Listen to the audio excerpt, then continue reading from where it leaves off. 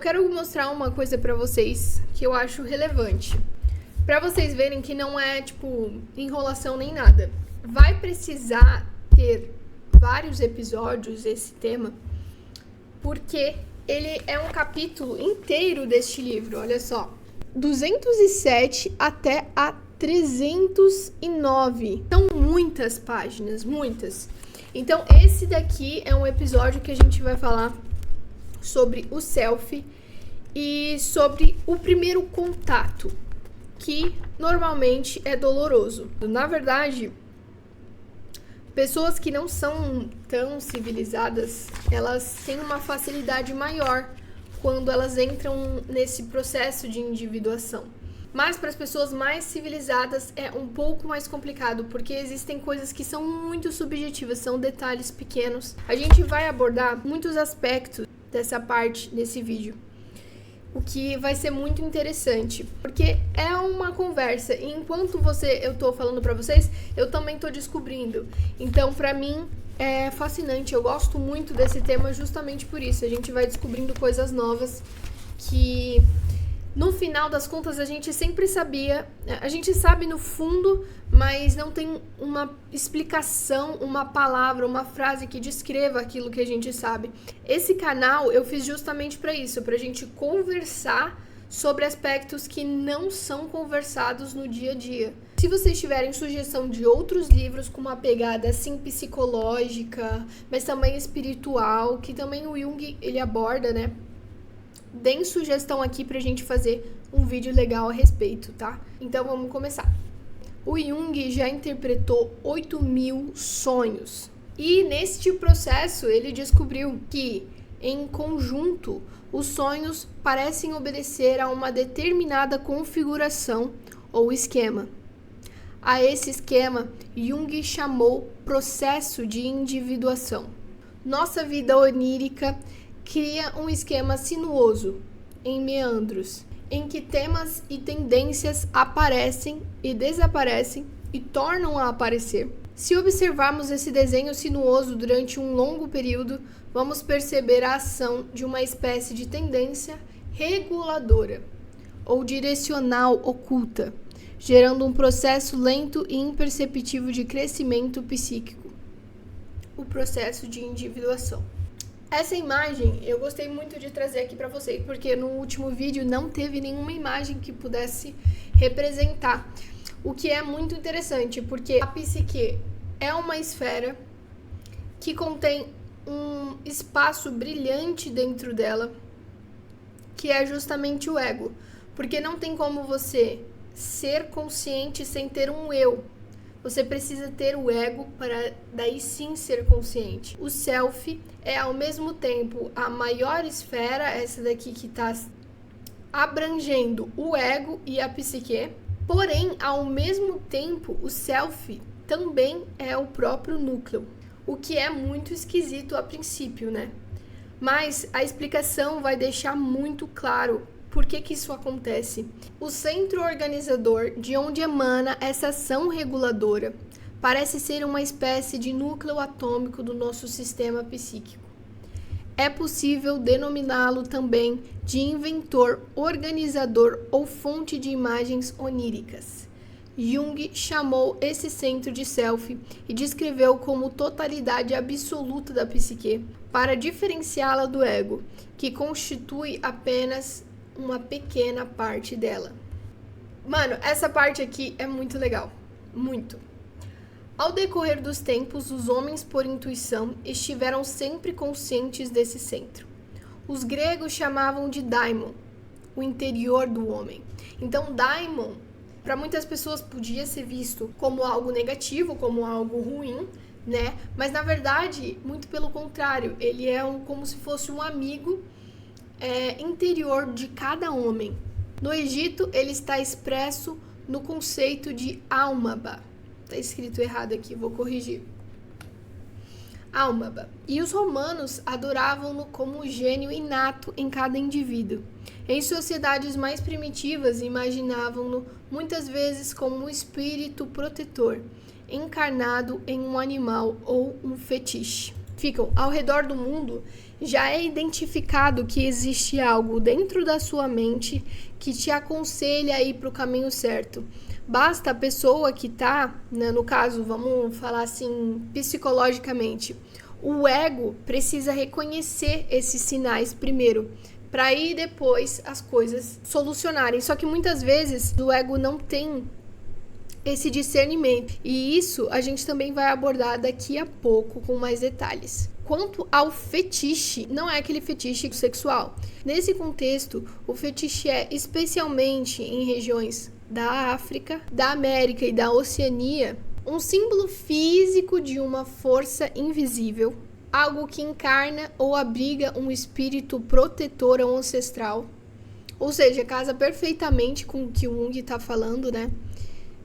Feito muitas vezes de madeira, ossos, tecidos, pedras ou misturas ritualísticas, tratado com respeito usado em rituais, invocações, cura ou proteção. O caçador Naskap tem que contar apenas com as suas vozes interiores e revelações do seu inconsciente. Não há mestres religiosos que digam no que acreditar, nem rituais, festas ou costumes que lhe sirvam de apoio.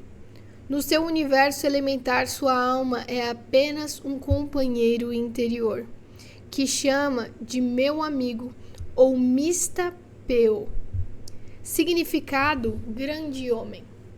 O Mistapeu habita o coração do homem e é um ser imortal. No momento da sua morte ou pouco antes, ele deixa o indivíduo para mais tarde reencarnar-se em outro. Basicamente, minha leitura, eu posso estar errada, mas é a alma de um ser humano, né? É a alma de um ser humano, é uma explicação para aquelas intuições que nós temos. Da onde vem essa intuição? Provavelmente desse self, provavelmente desse grande homem no qual a gente está discutindo. Porque às vezes nós temos algumas intuições que vêm do além, né? Às vezes a gente simplesmente sabe o que fazer. Em momentos que não teve nenhuma coisa ali pré-estabelecida antes de acontecer. Não, mas você já sabe como reagir. Isso é intuição e ela provavelmente vem desse grande homem que nós estamos conversando em questão. Menciono esses povos muito primitivos porque ainda não foram contaminados por nossas ideias civilizadas e ainda guardam a intuição natural da essência do self. Isso já diz muito, né? E casa perfeitamente com um vídeo que eu fiz sobre os símbolos. Porque os símbolos, ele tem uma pegada muito mais ancestral, que está dentro da nossa mente, que não tem alguém, que não tem como alguém controlar. Está dentro, está enraizado, não tem jeito, é ancestral. Então, mesmo as pessoas que negam essa parte delas, elas sofrem as consequências dessa negação, que normalmente é uma infelicidade que não tem cura. A pessoa vai para a religião, procura resposta em religiões diversas, procura respostas em filosofias e nada disso ajuda. Nada disso ajuda, porque ela está extremamente afastada desse grande homem em questão. O self pode ser definido como um fator de orientação íntima diferente da personalidade consciente e que só pode ser aprendido por meio de investigação dos sonhos de cada indivíduo, de cada um. Gente, isso daqui é a chave. Temos a chave. É a chave do portal. Por quê? Através dos sonhos, investigando os sonhos, analisando os nossos sonhos, foi o que aconteceu comigo. Eu falo aqui com propriedade. Porque na teoria a gente fala, isso daí é uma teoria, não funciona na prática. Mas pra mim funcionou. Eu quero que vocês deixem quem já leu esse livro. Eu sei que tem gente que já leu esse livro. Quem tem esse livro em casa, me fala o que você achou. Você já testou o sonho? Você já testou investigar o seu próprio sonho? Você fez isso? Comenta aqui embaixo. Eu, falando da minha própria experiência, eu investiguei os meus sonhos e não é à toa, gente. Eu estou aqui agora porque eu comecei a investigar os meus sonhos, comecei a analisar o que estava se passando dentro da minha cabeça e decodificar, né? Porque está em símbolos. né? Símbolos esses que revelam muitas coisas, inclusive coisas que não são agradáveis. O próximo episódio vai ser adentrando muito mais a sombra, que é justamente essa parte nossa que a gente nega. Mano, muita ansiedade, mas a gente vai falar sobre a sombra, provavelmente no episódio seguinte desse. São muitas coisas pra falar, então não dá pra ser no mesmo episódio, mas a gente vai abordar isso sobre a sombra sim. E as coisas vão ficar cada vez mais claras. Assim, como o NASCAP percebe que a pessoa receptiva às sugestões do grande homem tem sonhos melhores e mais úteis. Sim, cada vez você vai melhorando os sonhos automaticamente. É uma coisa sobrenatural, eu diria, sabe? Você vai tendo sonhos que são muito mais claros. Eles continuam sendo arquetípicos e simbólicos, mas mesmo assim ficam muito mais claros do que os que vieram anteriormente. O nosso grande homem inato torna-se mais real aos que ouvem do que aos que desprezam. Ouvindo, tornamo-nos seres mais completos. A gente que está conversando sobre esses aspectos do inconsciente, a gente está até um pouco avançado das outras pessoas que não têm esse conhecimento. Porque veja só, as pessoas que praticam o que o Jung deixou de herança pra gente, essas pessoas, com certeza, elas terão recompensas. Recompensas que são sim valiosas, porque ele mastigou tudinho pra gente, tudinho. É como se algo estivesse nos olhando, algo que não vemos, mas que nos vê.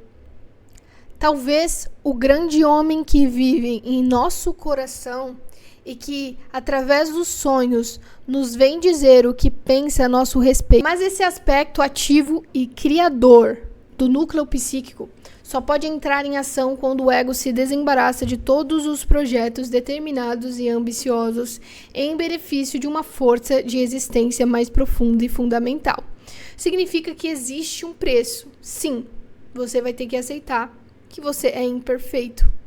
E é justamente isso que nós vamos abordar no próximo episódio. A gente vai falar sobre a sombra. E um exemplo bom disso é uma história que Jung citou a respeito de um sábio chinês chamado Chuang-Tzu. Não sei se é assim que pronuncia. E ele exemplifica muito bem essa história. Um carpinteiro diz ao seu aprendiz que observava uma árvore, especialmente um carvalho, a seguinte frase: essa árvore não tem qualquer utilidade. Se quisermos fazer um barco com sua madeira, ele logo apodreceria. Se quiséssemos usá-la para ferramentas, ela logo se quebraria. Para nada serve essa árvore. Por isso chegou a ficar assim tão velha. Porém, na mesma noite, ele sonhou com um carvalho que dizia: por que me compara às árvores cultivadas como a pereira, a laranjeira, a macieira e todas as outras árvores frutíferas? Antes de amadurecerem os seus frutos, as pessoas já atacam e violentam, quebrando-lhes os galhos e arrancando-lhes os ramos. As dádivas que trazem só lhes acarretam o mal, impedindo-as de viver integralmente até o fim a sua existência natural. É o que acontece em todos os lugares. Por isso esforço-me há tanto tempo para permanecer completamente inútil. Se você é uma pessoa racional demais, materialista demais, você não consegue compreender o simbolismo que contém esse sonho. Claro, os carvalhos, eles não falam isso, é óbvio. Ao invés de as pessoas pensarem, nossa, que honra aprender isso com uma árvore, por mais que isso seja muito doido de pensar racionalmente, né? Ao invés de pensarem que é uma honra, não, eles pensam, as pessoas, a maioria delas, ignoram. A maioria das pessoas ignoram por ser algo extremamente fantasioso, né? Mas não é porque é fantasioso que não tem valor. É fantasioso porque está codificado. São símbolos, são arquétipos. É inútil observarmos o outro furtivamente para ver como qualquer outra pessoa vai realizando o seu processo de desenvolvimento, pois cada um de nós tem uma maneira particular de autorrealização. Todos os pinheiros são muito parecidos, ou não reconheceríamos como pinheiros. E, no entanto, nenhum é exatamente igual ao outro. Devido a esses fatores de semelhanças e disparidades, torna-se difícil resumir as infinitas variações do processo de individuação. O fato é que cada pessoa tem que realizar algo de diferente, exclusivamente seu. Ele fala, meu filho, é com você. Ele já está explicando pra gente que quem sonha com árvore falando não é um louco. Ele já está explicando pra gente, mastigando tudo que acontece na psique, pelo menos o máximo que ele conseguiu alcançar de informação, ele passou pra gente e ele não consegue fazer mais do que isso. O verdadeiro processo de individuação, isto é, a harmonização do consciente com o próprio centro interior, o núcleo psíquico ou self, em geral começa infligindo uma lesão, a personalidade, acompanhada de um consequente sofrimento. Esse choque inicial é uma espécie de apelo, apesar de nem sempre ser reconhecido como tal. Ao contrário, o ego sente-se tolhido nas suas vontades ou desejos, e geralmente projeta essa frustração sobre qualquer objeto exterior. Ou seja, o ego passa a acusar Deus, a situação econômica, o chefe, os pais, o filho, o amigo, o irmão. Poderia-se dizer que o encontro inicial com o self lança uma sombra sobre o futuro, ou que esse amigo interior aparece primeiro como caçador que prepara sua armadilha para pegar o ego indefeso. O que é essa lesão à personalidade? Uma perda, um fracasso, um colapso e um despertar espiritual. Nossa, isso é muito verdade. O despertar espiritual, ele não é nada gostoso. Para as pessoas que sabem disso, comentem aqui também como está sendo o seu despertar espiritual, porque todos nós estamos nessa jornada que é extremamente individual e que a gente olha para o lado, né? A gente olha para os nossos amigos, para a nossa família e percebe que eles não estão acompanhando o nosso ritmo, né? O papo com a sua família já não é mais o mesmo porque você mudou. Então o despertar, ele vem com essa responsabilidade também. Fazendo uma analogia, eu diria que é isso. O self é como um pai sábio, que sabe o que é melhor para o filho, e o ego é como se fosse uma criança muito dramática e birrenta. Esse caçador, né? Ele tá aqui como caçador, mas na verdade ele é um grande aliado. Só que o ego ele não vê assim, né? Ele tem que ser pego desprevenido para que as coisas fluam, para que o ego consiga passar uma nova etapa, senão ele não ia. Ele ia continuar no conforto dos seus hábitos que são autodestrutivos, mas também prejudicam as outras pessoas que estão ao redor, até as pessoas que ele ama.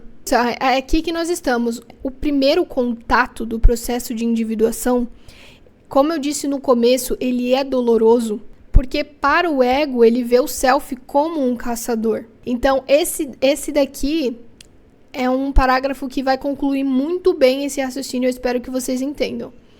Só há uma atitude para alcançar algum resultado: voltar-se para as trevas que se aproximam.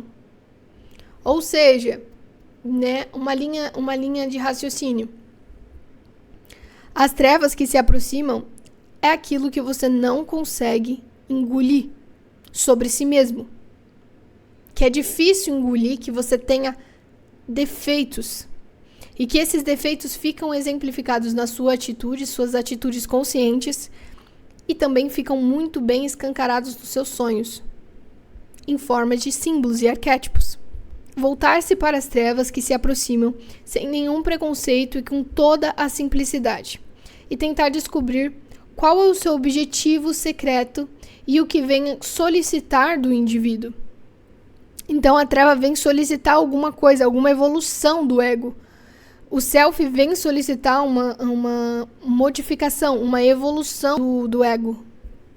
O propósito secreto dessas trevas que se avizinham geralmente é tão invulgar, tão especial e inesperado, que, via de regra, só se consegue percebê-lo por meio dos sonhos e das fantasias que brotam no inconsciente. Olha só. Por isso que a individuação e os sonhos, eles estão aqui, ó, lado a lado. É uma coisa muito profunda. Se focalizarmos nossa atenção sobre um consciente sem suposições precipitadas ou rejeições emocionais, o propósito há de surgir num fluxo de imagens simbólicas de grande proveito. Mas nem sempre isso acontece. Algumas vezes aparece inicialmente uma série de dolorosas constatações do que existe de errado em nós e em nossas atitudes conscientes. Temos, então, que dar início a esse processo engolindo todos os tipos de verdades amargas. Sim, é preciso. Eu sei verdades amargas que não convém eu contar aqui para vocês, sobre mim mesma. E eu sei agora que, assim como eu, você também tem verdades amargas. Eu não posso vir aqui para falar para você que você é mais ou menos que eu, porque isso seria muito tolo da minha parte, né? Justamente porque nós estamos no mesmo barco, no processo de individuação, né? Que não é para qualquer um, não é para qualquer pessoa, porque não é todo mundo que consegue aceitar que cometeu vários erros. Não é todo mundo que... Não só isso, porque primeiro você aceita que você cometeu um erro e depois você tem que mudar. É aí que complica. Você tem que renunciar. Você tem que parar de ser como você era antes. E aí é uma escolha difícil. É uma escolha difícil, mas que é muito importante e muito gratificante no final. Você escolher as suas ações com consciência das consequências que tem, né? Não de uma forma superficial, não de uma forma fútil, não de qualquer jeito, não achando que a vida é uma brincadeira. Até que se prove o contrário, nós temos uma vida apenas, né? Pelo menos desse jeito aqui é a única vida. Então, é isso que eu queria falar. O próximo vídeo, eu anotei aqui, ó.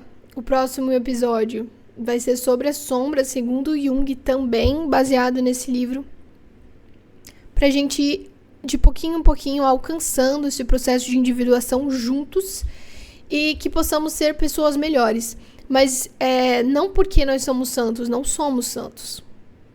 Só temos consciência de que ficar machucando os outros e machucando nós mesmos não tem nada de bom nisso. Não tem. Eu não quero ficar machucando as pessoas mais. E eu não quero ficar machucando a mim mesma. Eu quero ser melhor pra mim. Eu quero ser melhor para os meus futuros filhos. Eu quero ser melhor pro meu marido. E assim, gente, quando você quebra muito a cara, falando de uma forma mais intimista, só pra terminar o vídeo. Quando você quebra a cara várias vezes, quando você erra muitas vezes, você logo percebe que a maldade, ser extremamente egoísta, só piora a situação. Porque de repente, no seu aniversário você chega e você se vê assim sozinho, ou pior, cheio de pessoas ao seu redor, que nenhuma delas valem nada. Porque você não cultivou relacionamentos bons. Como você poderia cultivar um relacionamento bom se a sua própria mente não estava boa? Sendo que a nossa mente, a realidade é um reflexo da nossa mente. Não tem como. Nem impossível. É impossível. Então, para as pessoas que já sabem disso, vai ficando melhor. Mas assim, para eu chegar nesse ponto, eu tive que apanhar. Eu tive que apanhar bastante da vida, quebrar bastante a cara. Enfim, eu espero que vocês tenham gostado. Estou muito feliz que o vídeo sobre inconsciente coletivo teve bastante alcance, bastante compartilhamentos. Eu tô muito grata por isso. Muito obrigada mesmo, gente. Eu espero que vocês me acompanhem. Deixem sugestões. Discordem se assim vocês querem. E continuem aqui comigo pra gente ir explorando vários temas diferentes que são, mano, esse aqui é só o começo, né? Esse aqui é só o começo. A gente vai falar sobre cada coisa maluca, porque não tem limite. E eu também não tenho questão, assim, eu piso na dor, eu cutuco a ferida, eu gosto de falar sobre essas coisas justamente porque me faltou muito essa conversa. Eu queria ter essa conversa faz muito tempo. Então, todos esses anos que eu não pude ter essa conversa, eu vou descontar tudo aqui no YouTube da melhor forma que eu conseguir pra gente ter o melhor que a gente pode nessa vida, né? E, enfim. Muito obrigada, tá? E até a próxima.